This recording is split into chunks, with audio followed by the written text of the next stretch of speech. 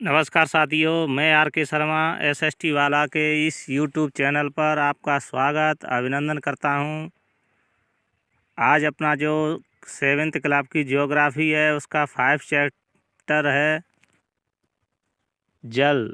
इससे पहले अपने 4 चैप्टर हो चुके हैं, तो आइए शुरू करते हैं। सबसे पहला अपना पॉइंट है एनसीईआरटी बुक में जितने भी बिंदु महत्वपूर्ण बनते हैं उन सबको यहाँ पर ऐड किया गया है। बारी बारी से सबको देखते हैं। चलो शुरू करते हैं। पहला बिंदु है 22 मार्च को विश्व जल दिवस मनाया जाता है। ये जल दिवस एनसीईआरटी बुक में दिया हुआ है, तो आपको विशेष रूप से ध्यान रखना है। अगले नेक्स्ट पॉइंट, पृथ्वी की सतह का 3/4 भाग जल से ढका हुआ है, अर्थात 1/4 भाग जल से ढका हुआ है। कहने का मतलब आप ऐसे समझ सकते हो 71% भाग जल है। अगले नेक्स्ट पॉइंट पर चलते हैं। सुनामी जापानी भाषा का एक शब्द है जिसका अर्थ होता है पोताश्रय तरंगें, क्योंकि सुनामी आने पर नष्ट हो जाते हैं। अब आप ये समझना कि पोताश्रय क्या होते हैं। पोताश्रय ऐसा स्थान या खाड़ी होती है जहाँ पर जलयानों को आराम करते समय या कुछ समय के लिए खड़ा किया जाता है। कटे पटे किनारे होते हैं, उन्हें पोताश्रय कहा जाता है। और जब भयंकर लहरें आती हैं तो वह पोताश्रयों को हानि पहुंचाती हैं, तो इसे सुनामी कहा जाता है। अगले नेक्स्ट पॉइंट पर चलते हैं। 15 मीटर से ऊंची तरंगें सुनामी कहलाती हैं। तरंगें ऐसी लहरें हवा से समुद्र में उठती रहती हैं, आती जाती रहती हैं, लेकिन जो लहरें 15 मीटर से ऊंची आती हैं तो उन्हें सुनामी कहा जाता है। 26 दिसंबर 2004 को सुनामी से अंडमान निकोबार में इंदिरा पॉइंट डूब गया था और अन्य राज्य भी प्रभावित हुए थे, जैसे आंध्र प्रदेश, तमिलनाडु, केरल, पांडिचेरी। इन राज्यों में भी भयंकर हानि हुई थी। नेक्स्ट पॉइंट पर चलते हैं। प्रशांत महासागर में प्राथमिक चेतावनी प्रणाली क्रियाशील है, अर्थात प्रशांत महासागर में ऐसी प्रणाली लगाई गई है जो सुनामी का पूर्व में ही पता चल जाती है। क्योंकि सुनामी आती है, सुनामी 3 क्रियाओं से आती है। समुद्र के तल पर, जैसे ये समुद्र तल है, ये समुद्र तल है, या तो यहाँ पर समुद्र तल में भूस्खलन हो या भूकंप आए या फिर ज्वालामुखी विस्फोट हो, तो उससे इन तीनों चीज़ों की जानकारी प्रशांत महासागर में ऐसी क्रिया प्रणाली लगी हुई है जिससे पता चल जाती है। अगले नेक्स्ट पॉइंट पर चलते हैं। ज्वार भाटा। जैसा कि ज्वार भाटा आप जानते होंगे, ज्वार भाटा सूर्य और चंद्रमा की गुरुत्वाकर्षण शक्ति के कारण उत्पन्न होता है पृथ्वी पर। जब समुद्र का जल लहरों के रूप में आगे बढ़ता है तो उसे ज्वार कहते हैं, और जब वो पीछे हट जाता है किनारा समुद्री सतह से तो उसे भाटा कहते हैं। बृहद ज्वार अमावस्या के दिन और पूर्णिमा के दिन आते हैं। अमावस्या के दिन सूर्य ग्रहण पड़ता है और पूर्णिमा के दिन चंद्र ग्रहण पड़ता है, आपको पता ही है। जब सूर्य, चंद्रमा, पृथ्वी तीनों एक ही सीधी रेखा में होते हैं, सरल रेखा पर होते हैं, तो बृहद ज्वार आता है। और जैसे आप समझ सकते हो, जैसे कि अपना ये सूर्य है, ये सूर्य है, और ये पृथ्वी है, और ये चंद्रमा है। चंद्रमा जब ये तीनों एक ही सरल रेखा पर होते हैं तो बृहद ज्वार की स्थिति बनती है।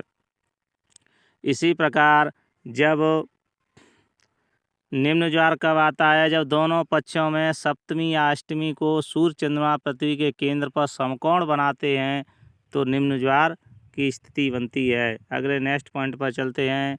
चंद्रमा का ज्वार उत्पादक बल सूर्य से दुगना होता है।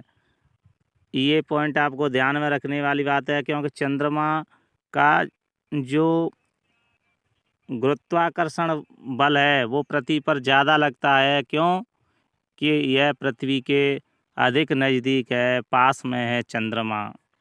अगले नेक्स्ट पॉइंट पर चलते हैं। ज्वार प्रतिदिन 2 बार आता है, एक बार चंद्रमा के आकर्षण से, दूसरी बार पृथ्वी के अपकेंद्रीय बल से।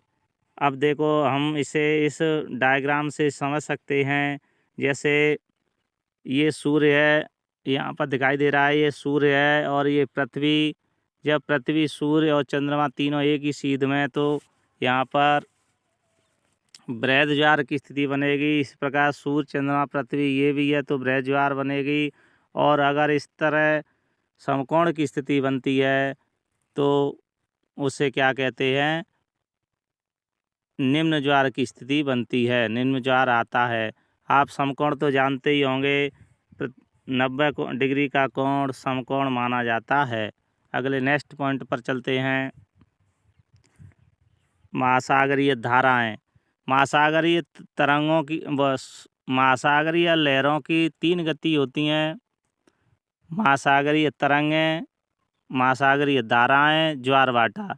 अब नेक्स्ट पॉइंट है अपना महासागरीय धाराएं। धाराओं को 2 भागों में बांटा जाता है: गर्म धाराएं, ठंडी धाराएं।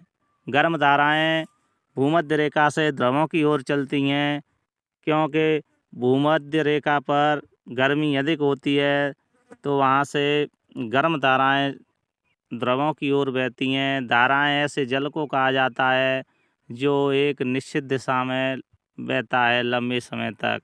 ठंडी धाराएं ध्रुवों या उच्च अक्षांशों से उष्णकटिबंधीय या निम्न अक्षांशों की ओर बहती हैं।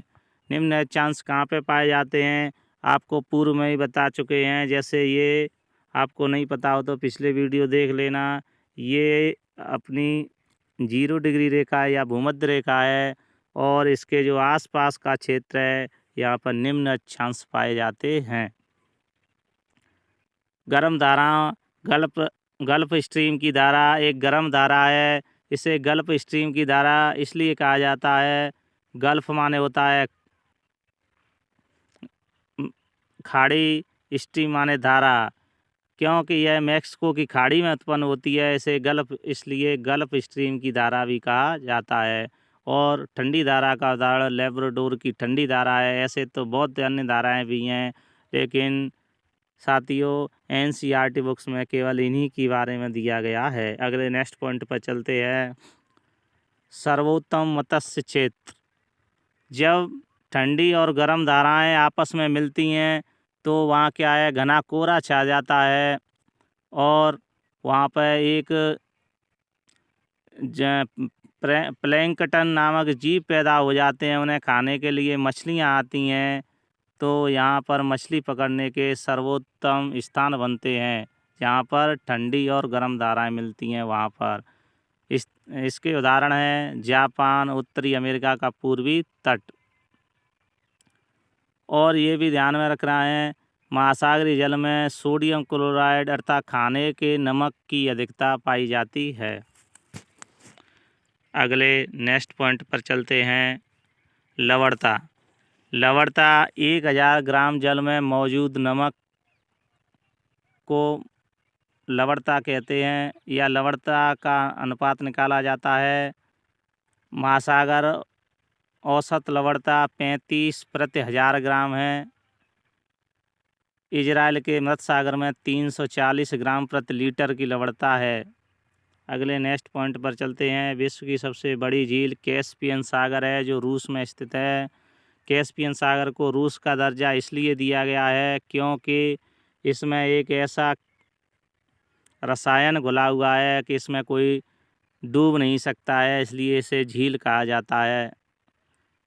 अब हम इन्हें, ये गर्म धाराओं का और ठंडी धाराओं का एक डायग्राम है, डायग्रामों को समझते हैं। नक्शा दिया हुआ है, मैप, इन मैपों को समझते हैं।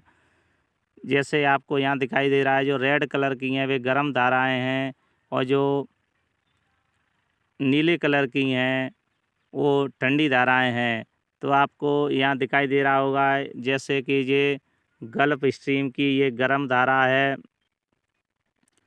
और जो इधर से दिखाई दे रही है जाती हुई विषुवत रेखा की तरफ से आपको दिखाई दे रही है क्यूरोसियो की धारा गर्म धारा है।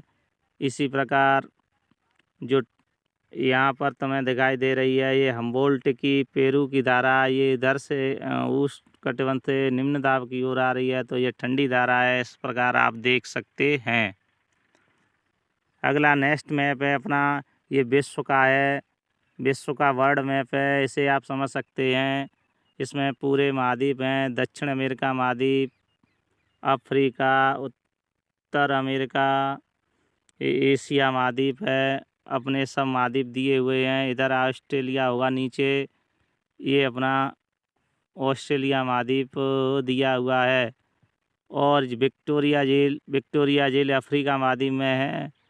ये तुम्हें मैप देखना है, क्योंकि यह कभी कभी एनसीईआरटी बुक से इस मैप से भी प्रश्न पूछ लिए जाते हैं।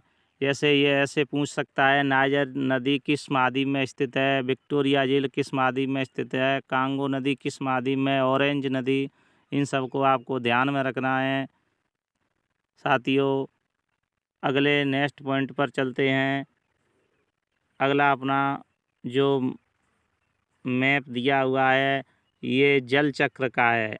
आप जल चक्र को ऐसे समझ सकते हैं कि जल यहाँ से नदियों में से वाष्प बन के ऊपर की ओर उठता है और ऊपर ठंडा होके संघनन होके वर्षा करता है, और जब वर्षा बह कर के पानी द्वारा नदियों में जाता है। इस प्रकार ये चक्र चलता रहता है, इसे ही जल चक्र कहते हैं। ये सागरों में और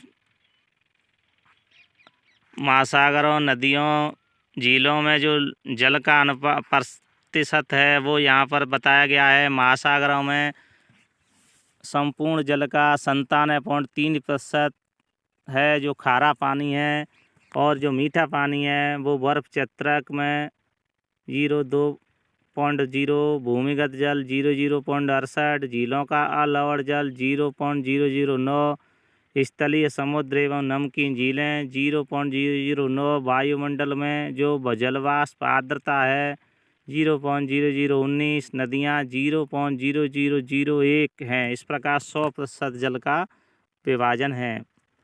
अच्छा, अब नीचे देखते हैं कि ये क्या है, तरंगें। समुद्र में जब महासागरीय सतह पर जल उठता है और गिरता है तो उन्हें तरंगें कहते हैं। आशा है साथियों आपकी समझ में आया होगा। अगर कोई बिंदु समझ में नहीं आया है तो कमेंट में ज़रूर लिखना, दोबारा समझाने की प्रयास किया जाएगा। धन्यवाद।